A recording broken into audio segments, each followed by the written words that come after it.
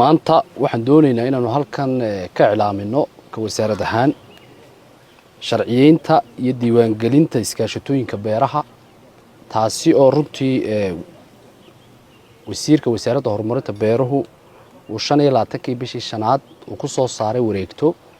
wareegtadaas oo aan doonayno maanta inaanu halkan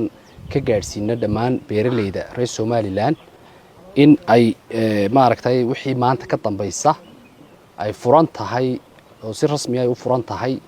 in la diiwaan gelinayo iskaashatooyinkii beeraleyda anagoo fulinayna markaa wareegtadaasi waxaan doonaynaa inaan ku wargelino in si rasmi ah loo bilaabay diiwaan gelinta iyo sharciyeynta iskaashatooyinka beeraleyda ee ka howlgala dhammaan Jamhuuriyadda Somaliland in dhammaan codsiyada diiwaan gelinta loo soo gudbiyo xafiisyada wasaaradda horumarinta beeraha ee gobolada ka howlgalaan oo kuwaasoo maanta jambigayga taagan oo isduwayaashii oo dhamay halkan ku sugan yihiin oo tababar aan u furnay isduwayaasha dhammaantood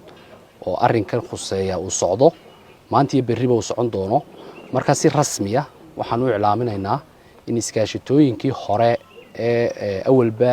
shahaadadeeda ay wasaaradda beeruhu ay bixin jirtay aanu ku sameynay maaragtay dib u habayn oo xeerarkii iyo siyaasadihii iskaashatooyinka labadiiba ay wasaaradda horumarinta beeruhu ay diyaarisay si ay dadku u ogaadaan markaa taa uunbay daaran tahay war-saxaafadeedkaygani maanta runtii iskaashatooyinkaasi shuruudaha iyo qawaaniinta waxa u sharxi doona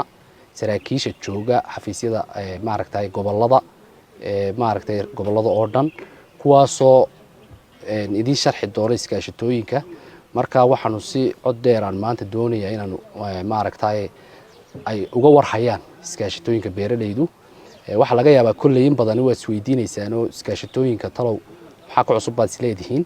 laakiin waxa weeye wasaaradda horumarinta beeruhu waxay u xil saaran tahay